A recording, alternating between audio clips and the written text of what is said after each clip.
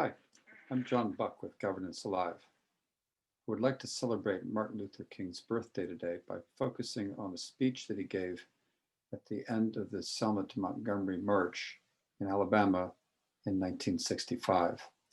It was more than just a speech. It was a fundamental statement of importance to the way we run the country.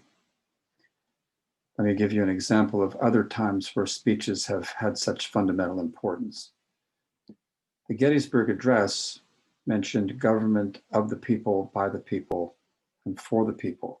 It was an amazing statement at the time because before that, people were thinking, well, it's government by the states, for the states, and we're the United States.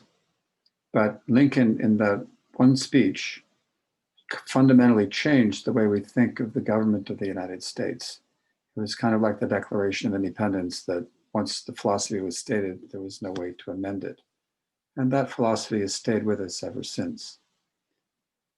Then there was Roosevelt's fireside chats. My father-in-law, who was a young man during the Great Depression, said that he remembers sitting in a room with some other people listening to the radio as Roosevelt gave his fireside chat one evening. And he came up with the statement, "We have nothing to fear but fear itself." And he said it hit the room like a bolt of lightning. Everybody suddenly realized that, okay, this is something that we can get through. We can survive this. And they had a confidence that the country has kept ever since.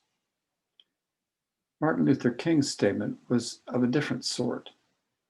He finally gave us the goal of our society, which we really hadn't had. He said that the end we seek is a society at peace with itself. He said, we're not looking to humiliate people, to defeat them. We are, however, trying to build friendship and understanding and respect with everybody. I admire that statement very much. I feel very inspired by it. Every day at Governance Alive, we develop and we train people how to change old patterns, how to change cultural habits so that they report this all the time. Oh, we feel really together. We feel a flow and we feel at peace with ourselves.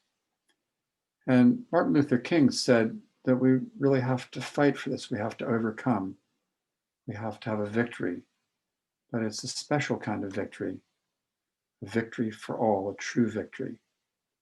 And that is the meaning that I take as the fundamental importance of the statue that's of Martin Luther King on the tidal basin in Washington, D.C. It's a wonderful statue. If you haven't seen it, I encourage you to do so. With that thought, I wish you a good day.